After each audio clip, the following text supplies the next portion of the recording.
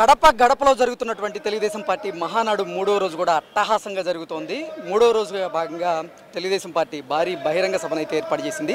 రాష్ట్ర నలుమూలల నుంచి కూడా పెద్ద ఎత్తున తెలుగుదేశం పార్టీ కార్యకర్తలు శ్రేణులు అయితే ఈ బహిరంగ సభకి పిచ్చేస్తూ ఉన్నారు. ఈ బహిరంగ సభ ఏర్పాట్లు ఎలా ఉన్నాయనేది మనం తెలుసుకుందాం. ప్రస్తుతం కడప ఎమ్మెల్యే అయినటువంటి మాధవిరెడ్డి గారు మనతో ఉన్నారు, వారితో మాట్లాడదాం. మాధవిరెడ్డి గారు, ఏర్పాట్లు ఎలా ఉన్నాయండి?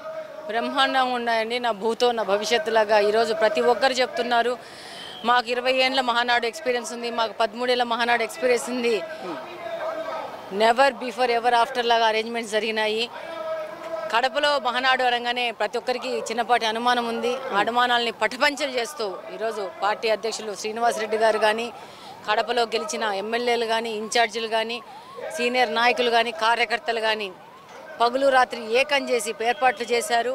అలాగనే కడప నియోజకవర్గం కానీ, చుట్టుపక్కల ప్రాంతాలు కానీ, చుట్టుపక్కల నియోజకవర్గాలు కానీ వాలంటరీగా వచ్చి అకామిడేషన్స్ ఇవ్వడం కానీ నిజంగా గ్రేట్ అండి. ఏంటి వైకాపా నాయకులకి, వైకాపా నేతలకి, ముఖ్యంగా కడపలో ఉన్నటువంటి వైకాపా నేతలకి మాధవిరెడ్డి గారి పేరు చెప్తే వెన్నులో వణుకు మొదలవుతుందా అంటే ఏం చెప్తారు? తప్పులు చేసిన వాళ్ళకి డెఫినెట్గా వణుకు మొదలవుతుంది. ఒక మహిళను రాజకీయాల్లో వచ్చి ఒక ప్రజాసేవ కోసం వచ్చిన మహిళను టార్గెట్ చేసి కాలకేయు లెక్క సోషల్ మీడియాలో వెంటాడి వేదికల మీద చిల్లర మాటలు మాట్లాడి వాళ్ళకి డెఫినెట్గా వణుకు పుడుతుంది. ఎందుకంటే వాళ్ళ నోళ్ళల్లోంచి ఆ మాటలు వచ్చినాయి కాబట్టి. ఓకే, ఇప్పుడు టచ్ చేసి చూడు, ట్రై చేసి చూడు, నా ఇంటికి వస్తా అన్నాడు ఒకడు, ట్రై చేసి చూడు, వీల్ చైర్లు ఇంటికి పోవడం ఖాయం, ఓకే, ట్రై చేసి చూడు. మా పార్టీ కార్యకర్తలను కూడా గత 20 సంవత్సరాల నుంచి భయభాంతులు గురి చేసి ఇలా తెలుగుదేశం పార్టీ కార్యకర్తలను విపరీతంగా ఇబ్బందులు పెట్టి అరాచకం సృష్టించినారు. కడప ఏదో వాళ్ళ తాతలు ముత్తాతలు రాసిస్తున్న ఆస్తి లెక్క కార్పొరేషన్ని వాళ్ళోళ్ళు ఎవరో ఇచ్చిన దాని లెక్క వాడుకుంటూ అరాచకం చేస్తూ అవినీతి చేస్తూ పోయినారు. దీనికంతా ప్రజలు విసిగిపోయినారు. ఆ ప్రజల లోపల నుంచి కడుపులోంచి వచ్చిన మంటనే ఈరోజు కడప నియోజకవర్గంలో తెలుగుదేశం పార్టీ విజయం. అలాగనే కడప నియోజకవర్గంలోని మహిళలందరూ గమనించినారు. ఒక మహిళ, చదువుకున్న మహిళ, ప్రజాసేవ చేద్దామని చెప్పేసి వచ్చి రోజుకు 12 గంటల నుంచి 16 గంటలు 9 నెలలు నడిచాను. నేను ప్రతి ఒక్క ఇంట్లోకి వెళ్ళాను, ప్రతి ఒక్క పేదింట్లోకి వెళ్ళాను, ప్రతి ఒక్క ముస్లిం ఇంట్లోకి వెళ్ళాను, ప్రతి ఒక్క ఉద్యోగం చేస్తున్న మహిళ దగ్గరికి వెళ్ళాను. వాళ్ళ సమస్యలు తెలుసుకున్నాను. ఏం తెలుసు ఈమెకి, రోడ్లో వదిలేస్తే ఇంటికి కూడా పోలేదన్నారు. వాళ్ళ అడ్రస్లు మారిపోయే పరిస్థితిలో ఈరోజు ఉన్నారు. డెఫినెట్గా డోంట్ టేక్ ఇట్ గ్రాంటెడ్గా తీసుకోవద్దండి. కడప అనేది ప్రజలది, సామాన్య ప్రజలది. మీ అరాచకాలు అవినీతులకు ఇంకా చెల్లు. ఒక ప్రథమ పౌరుడు ఇంటికి పోయాడు, మిగతా ఎవరన్నా తోక దాడిచ్చి తెలుగుదేశం పార్టీ వాళ్ళ జోలికి, కార్యకర్తల జోలికి అన్యాయంగా వచ్చారా, చర్యలు కఠినంగా ఉంటాయి. ఓకే మేడం, తెలుగుదేశం పార్టీని ఉద్దేశించి జగన్మోహన్ రెడ్డిని కీలకమైనటువంటి వ్యాఖ్యలు చేశారు. అంటే తెలుగుదేశం ఇక్కడ కడపలో మహానాడు తలపెట్టడం అది హీరోయిజం ఏం కాదు అంటూనే టీడీపీ అంటే తెలుగు డ్రామా పార్టీ అంటూ కూడా ఆయన ఎద్దేవా చేశారు. దాని మీద ఏమంటారు మేడం? మాకు ఏ డ్రామాలు వేయాల్సిన అవసరం లేదు. మేము కడపలో చేయాలనుకున్నాం, మేము చేసినాము, భారీగా విజయం సాధించినాము. ఈరోజు వరుణ దేవుడు కూడా మాతో కోఆపరేట్ చేశారు. మాకు భగవంతుని ఆశీస్సులు ఉన్నాయి. కాబట్టే వేడిగా 49 డిగ్రీస్ 47 డిగ్రీస్లో ఉండే కడపలో ఈ 3 రోజులు ఆహ్లాదకరమైన వాతావరణంతో వర్షం పడకుండా వరుణదేవుడు అలా చల్లగా మొయగాలిస్తూ వర్షం పడకుండా ఈ యొక్క విజయవంతం చేశాడంటే అది భగవంతుని స్క్రిప్టు. భగవంతుడికి తెలుగుదేశం పార్టీ మీద ఆశీస్సులు ఉన్నాయి, ప్రజల మీద ఉన్నాయి. ఈ అరాచకత్వానికి అంతమొందించాలని చెప్పి ఈ యొక్క కార్యక్రమం ఇంత విజయవంతమైంది. ఇంకా వాళ్ళ పార్టీ గురించి మనం ఏం మాట్లాడతాము? మీరు మీ పార్టీ గురించి చెప్పుకుంటే మీ ఎమ్మెల్యే 11 మంది వచ్చి ఫస్ట్ అసెంబ్లీలో కూర్చోండి, ప్రజా సమస్యల గురించి మాట్లాడండి, లేకపోతే రిజైన్ చేయండి, ఇంట్లో కూర్చోండి, లేకపోతే ప్రభుత్వ పన్నుల రూపంలో వచ్చిన డబ్బుతో తీసుకున్న జీతాలను రిటర్న్ చేసేయండి. ఓకే, ఈరోజు కడప మొత్తం కూడా పసుపు మయం అయిపోయింది. ఏంటి మేడం దీని తర్వాత నిజంగా అసలు కడపలో వైఎస్ఆర్సీపీ పరిస్థితి ఏంటంటే ఏం చెప్తారు? వైఎస్ఆర్సీపీ పరిస్థితి 24కి అయిపోయింది. మే 13 ప్రజలు వాళ్ళ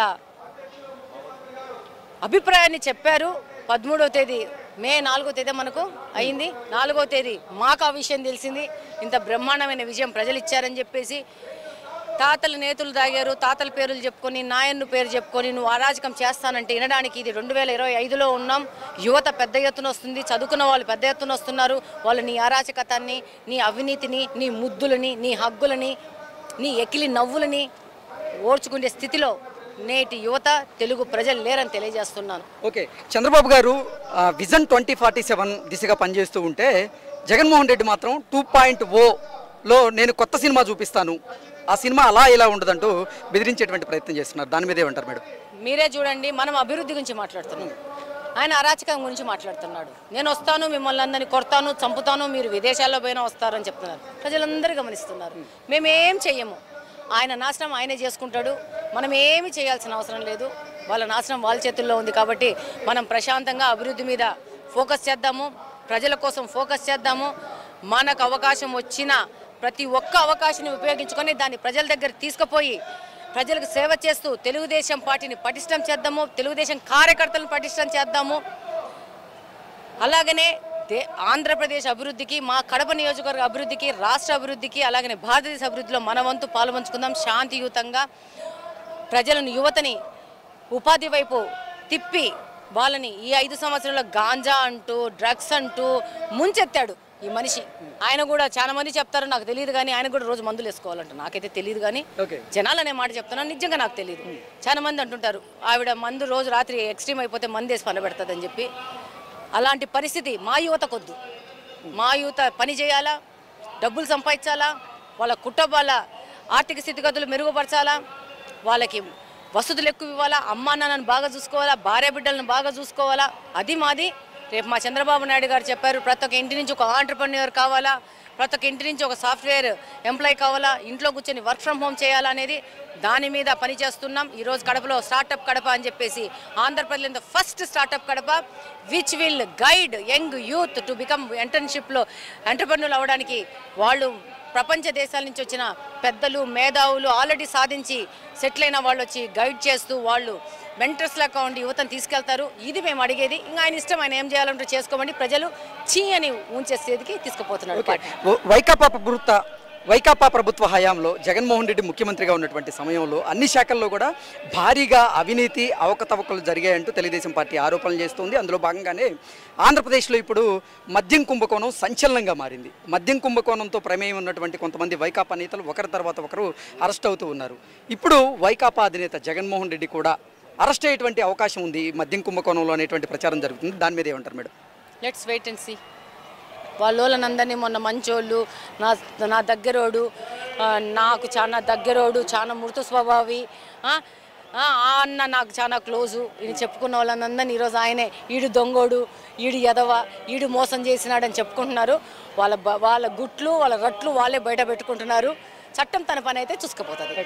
thank you madam. Thank you.